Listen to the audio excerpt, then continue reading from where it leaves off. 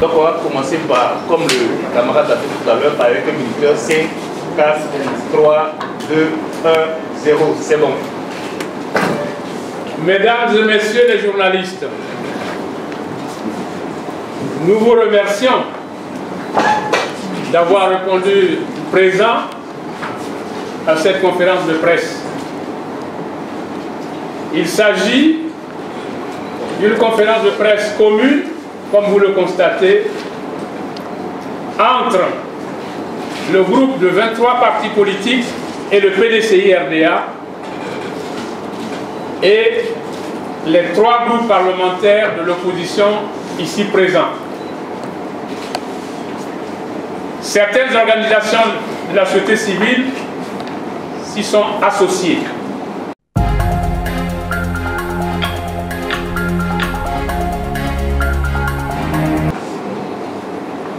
Comme vous le savez, cette conférence de presse se tient à un moment très grave de l'histoire de notre jeune démocratie. Depuis l'avènement de M. Alassane Ouattara à la magistrature suprême, il y a un recul démocratique dans tous les domaines. Des arrestations arbitraires. Vous avez ici des députés qui ont été embastillés en dépit de leur immunité parlementaire. Encore il y a quelques jours, le responsable de la jeunesse urbaine du PDCI-RDA a été arrêté et nous apprenons aujourd'hui qu'il lui est interdit de s'exprimer publiquement. Ces arrestations arbitraires se font en dépit de tout état de droit. J'observe d'ailleurs que certaines de ces arrestations sont opérées par des forces parallèles encagoulées.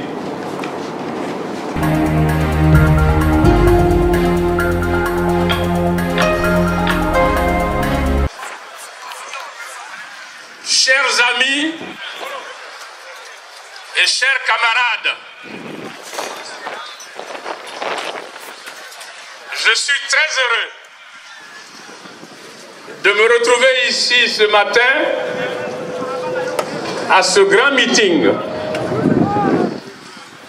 organisé par les 3 groupes parlementaires de l'opposition de notre Assemblée nationale en association avec le groupe des 24 partis politiques dont le PDCI-RDA que je représente ici.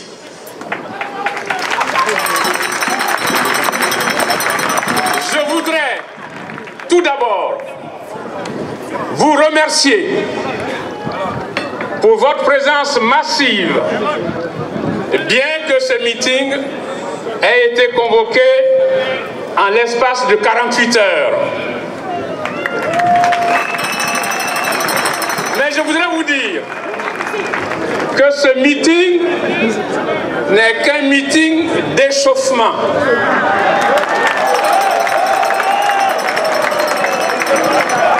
Ça va être le début d'une série d'actions sur le terrain organisées par notre peuple pour arrêter la dictature que M. Alassane Ouattara tente d'instaurer dans notre pays.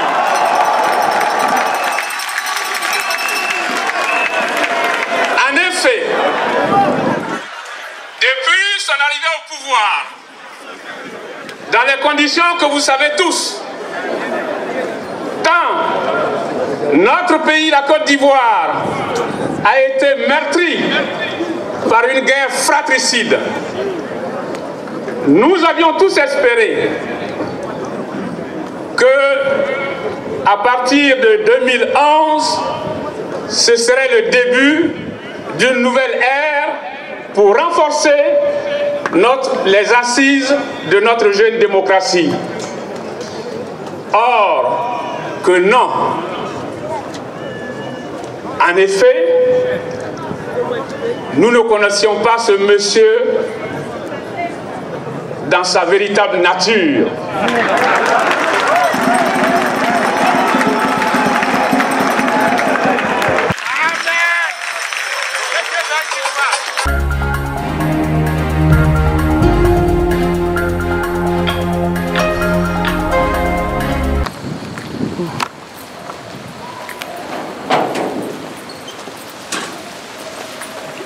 Nous explique ce qui s'est passé tout à l'heure. D'accord. Monsieur Joël Taï, agent de sécurité au domicile du professeur Bamba Moriféré. Aux environs de 18h30, il y a un certain monsieur, se présumant être le commissaire du 30e arrondissement. Il dit qu'il est venu pour une visite de courtoisie. Je lui ai signifié que le professeur n'était pas présent. 5 minutes, il est parti 5 minutes après. Il est revenu avec, cette fois-ci, 3 voitures remplies de corps habillés. Ils étaient tous armés. Ils étaient entre 25 et 30 personnes. Ils sont venus, ils ont voulu rentrer. Ils ont demandé que j'ouvre la porte pour qu'ils puissent entrer. Ils vous ont présenté un papier? Non, pas de papier. Et qu'est-ce qu'ils voulaient chercher? Ils disent qu'ils sont venus pour auditionner le professeur Bamba Moriféré. Ensuite, tout de suite, nous n'avons pas voulu. Nous avons échangé. Au bout des échanges, comme il y avait quelqu'un qui sortait, j'ai ouvert le portail. Ils ont profité, ils ont bousculé, ils sont rentrés.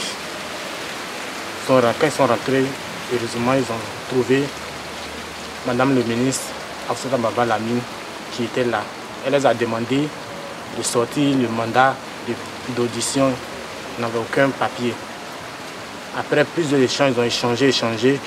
En tout cas, un débat très houleux. Ils sont rentrés. Ils ont fouillé toute la cour, dans le coin et les recoins de la cour. Ils ont trouvé quelque chose? Non, ils n'ont rien trouvé. Et ils sont partis. Oh, merci.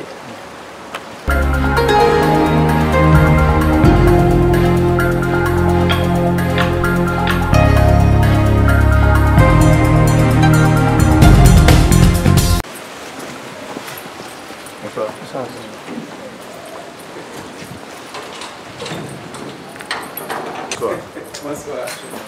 Bonsoir. Comment ça va? Très très bien.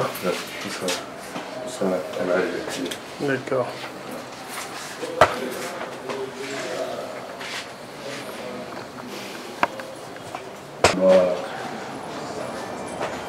Et j'espère qu'ils n'ont rien fait, pas saccagé. Non, ils essaient de... Ils ont voulu prendre le portable forcément, ils ont forcé un peu pour rentrer. Ils ont contourné... Ils ont forcé pour rentrer. Ils ont forcé... En tout cas, ils l'ont forcé. Bon, heureusement que la ministre était là pour être avocate. On va pas gérer un dossier comme ça. Quel est le mandat et tout, quand même.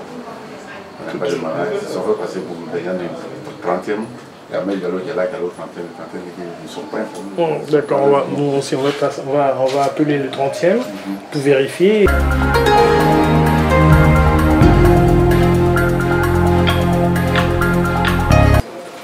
Mais c'était nombreux. On fait 5 ans comme ça.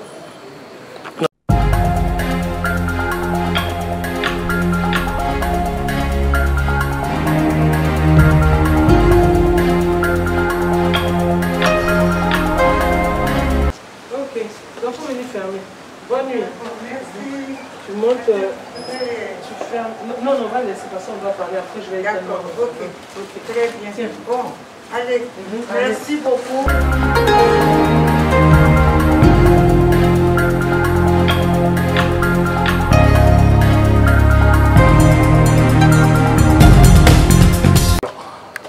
Moi, je vais donc, je commence. Présentez-vous. Très bien. Alors, je suis maître Afusseata Bamba Lamine. Je suis donc venu voir mon père à sa résidence, donc à son domicile. Quand je suis arrivée, effectivement, le commissariat, enfin les éléments du commissariat du 30e se sont présentés au domicile, voulaient donc le rencontrer, l'auditionner. Alors quand ils ont sonné à la résidence et que la garde, la sécurité est venue m'en informer, donc je me suis déportée vers eux pour savoir quelles en étaient donc les raisons. Et je leur ai décliné mon identité et je leur ai dit donc que j'étais, en plus d'être avocate, j'étais également sa fille et que pour pouvoir l'auditionner, je leur ai demandé quels étaient les éléments dont ils disposaient, à savoir est-ce qu'ils avaient donc une convocation, ils avaient un mandat, comment ça se faisait qu'ils pouvaient donc débarquer à cette heure-là, donc dans un domicile privé, n'est-ce pas, et puis violer la quiétude donc de la personne, d'une personne, et qui plus est une personnalité. Ils m'ont dit non, qu'ils avaient reçu des instructions. Je leur ai dit, ce n'est pas, je ne peux pas accepter que vous me répondiez par des questions, enfin, par des instructions orales que vous aurez reçues. Il faut me montrer ces instructions-là, c'est-à-dire il faut qu'elles soient formalisées par un écrit. Est-ce que vous avez une convocation en bonne et due forme? Ils m'ont dit non. J'ai dit, bon, dans ces conditions-là, vous sortez du domicile. Et il y a eu donc des discussions qui se sont engagées. Et puis bon, évidemment, quand ils ont vu que j'avais raison, ils sont rentrés. Hein, ils étaient au moins, je dirais, à peu près 20, 25, peut-être, voire même 30. Donc des éléments, soit dits du commissariat du 30e, des gendarmes. Il y avait aussi des éléments donc, du groupement d'intervention mobile qui étaient également là. Donc ils avaient des fourgonnettes avec eux qui étaient devant le domicile, devant la résidence. Et ils avaient quadrillé tout le quartier. Ils avaient quadrillé tout le quartier. Donc quand je leur ai dit que ce n'était pas possible, ils m'ont suivi dans la résidence parce qu'ils ont réussi à rentrer. Ils se sont faufilés à un moment donné, ils ont réussi à rentrer. Donc ils m'ont suivi. Et heureusement pour nous, donc j'avais eu la présence d'esprit de tout fermer, donc ils ne pouvaient pas pénétrer dans la maison. Et ils ont vu effectivement, face à ma résistance, ils se sont rendus compte qu'ils ne pouvaient pas aller plus loin. Donc ils ont rebroussé chemin et donc ils sont retournés sur leur pas. Alors, est-ce qu'ils ont trouvé quelque chose qu'ils cherchaient? Ils voulaient simplement l'auditionner, m'ont-ils dit. Ils voulaient l'auditionner, donc ils voulaient l'avoir en face pour l'auditionner. Et je leur ai dit que ce n'était pas possible. Premièrement parce qu'ils n'avaient aucun document à me montrer pour l'auditionner. Et deuxièmement, on ne pouvait pas auditionner une personne à plus de 20 heures passées. Un samedi en plus, donc c'était pas possible. Donc pour moi c'est très clair. Tous ces éléments de police ou de gendarmerie et des groupements d'intervention mobile qui sont venus n'avaient pour intention que de l'enlever. Pour moi c'était très clair, parce qu'ils n'avaient aucun document. J'aurais compris s'ils avaient un document, j'aurais compris si d'ailleurs il avait été convoqué au préalable par le commissariat, ce qui n'était pas le cas. Donc manifestement, voilà, ils voulaient l'enlever, mais malheureusement pour eux, ils sont tombés effectivement sur moi, enfin sur tout ce qui était à la résidence, donc c'était un peu difficile. Alors un mot au niveau de la chancellerie pour appeler un appel. Ben, ce que je peux dire, c'est que nous sommes dans un état de non-droit et on l'a déclaré, on l'a dit à maintes et maintes reprises. Et aujourd'hui, c'est la manifestation de cela, c'est-à-dire que nous sommes dans un état de non-droit. Nous sommes dans une jungle où les gens se lèvent. Peut-être que c'était effectivement des barbouzes qui étaient en tenue militaire ou en tenue, enfin, je ne sais pas si c'était des tenues militaires, mais en tout cas des tenues des forces de l'ordre qui sont venus à un domicile privé. Vous vous rendez compte? Et qui voulait donc enlever une personnalité. Donc nous sommes dans un état de non-droit et c'est très grave. Ces faits sont tellement graves qu'il fallait qu'ils soient portés non seulement à l'attention de la communauté nationale, mais également de la communauté internationale, pour dire qu'on ne sait pas où va ce régime. Ce pouvoir est vraiment aux abois, parce qu'on ne peut pas venir comme ça dans un domicile, un samedi, vous comprenez? Parce que l'épouse de mon père était présente. Imaginez que les enfants aient été là. Vous vous rendez compte de ce que cela aurait été? C'est très très grave. Est-ce qu'on peut avoir la version de l'épouse et savoir au maximum qui se tient à côté de vous? Absolument. À côté de moi, c'est un confrère, donc Maître Diallo Souleymane, que j'ai appelé. J'ai appelé également un autre confrère, Maître Koulibaly Klimanlo, qui malheureusement est parti. Donc vous n'aurez pas son témoignage. Mais justement, le confrère que j'ai appelé s'est rendu au commissariat de police pour en savoir davantage. Donc lui, étant là, pourra vous dire ce qui s'est passé justement lorsqu'il est allé au commissariat du 30e. Alors, on vient à vous. Ben, voilà, je suis Maître Diallo Souleymane, avocat, et ma consoeur effectivement m'a appelé aux environs de 20h30 pour m'expliquer la situation. Et une fois sur place, l'épouse du professeur et elle-même m'ont donné plus ou moins les circonstances de la situation. Elles m'ont fait savoir que c'était des agents, en tout cas qui se prétendaient du 30e arrondissement. Alors, malgré le fait qu'ils soient partis, j'ai quand même pris l'initiative d'aller voir cette unité de police pour m'enquérir de la situation. Alors, sur place, j'ai rencontré l'officier de permanence J'ai échangé téléphoniquement avec le chef de service qui est le commissaire, qui n'était pas en place. Les deux m'ont fait savoir qu'ils n'étaient pas à l'origine de cette opération et qu'ils n'étaient même pas informés d'une telle opération. Ils m'ont confirmé que le domicile est bien situé dans le périmètre de leur compétence et qu'en pareille circonstance, une opération, même si elle ne vient pas d'eux, doit être portée à leur connaissance avant exécution. Alors, ils m'ont conseillé, notamment le chef de service, le commissaire, de me rapprocher de la préfecture de police et que là-bas, certainement, j'aurais eu peut-être de plus amples informations. Mais dans tous les cas, compte tenu du fait qu'il y avait ce contraste entre ce que les prétendus agents qui sont arrivés ce soir ici et les déclarations, ou du moins ces informations que j'ai reçues du 30e, j'ai estimé que pour la sécurité et pour servir les droits et intérêts de notre client, il était bon que je je leur fasse savoir que mon client entendait porter plainte pour de tels agissements. Alors ils m'ont conseillé de me rapprocher de la préfecture de police qui est située aux dernières nouvelles dans la forêt du Banco, à Bobo. Et donc vous imaginez, samedi soir, prendre la direction de la forêt du Banco, il n'était pas évident qu'on puisse trouver un responsable de la préfecture en place. Dans tous les cas, en accord avec mon client et ma consoeur, le lundi, nous prendrons les mesures juridiques utiles pour dénoncer, pour faire porter à la connaissance des autorités, notamment judiciaires, de cette situation, pour qu'une suite soit donnée. Parce que ce n'est pas normal que pour une simple audition, qui est d'ailleurs située dans un cadre hors légal, parce que les auditions se font à l'unité de police, chez l'officier de police judiciaire, exceptionnellement, les auditions peuvent intervenir dans d'autres lieux, mais la loi a prévu les conditions. On était loin de tout ça, et avec un grand nombre de policiers, pour venir faire une simple audition, ça paraît quand même curieux. Ok, alors merci. On voudrait au maximum avoir, je pourrais dire, le ressentiment de la femme de l'épouse de celui qu'on voulait bien ce soir enlever. Est-ce qu'elle est bien là? Oui, elle veut bien parler, n'est pas traumatisée? Non, c'est pas la peine. Tout ce que je peux dire la concernant, c'est que bon, elle est un peu habituée. Hein? C'est la femme d'un homme politique. C'est pas la première intervention de police qui a lieu là comme ça nuitamment à la résidence du professeur Bamba Mori Ferré. Il y en a eu d'autres, hein, bien sûr. Donc elle est, à la limite, on pourrait dire vaccinée, mais bon.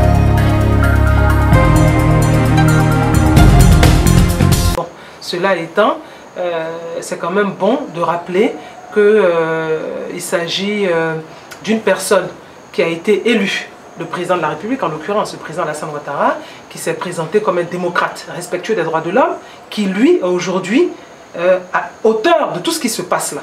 Parce qu'on ne peut pas me dire que des personnes qui sont en tenue de policiers des forces de l'ordre débarquent comme ça dans un domicile de leur propre chef. C'est pas possible. Je crois qu'ils ont été clairement, ils ont reçu des instructions et ils les ont mis à exécution. Les instructions, pour moi, qu'elles viennent de leur hiérarchie, qu'elles viennent même peut-être soit du ministre de l'Intérieur ou peut-être de quelques membres du gouvernement, ça reste une instruction du président de la République. Moi, pour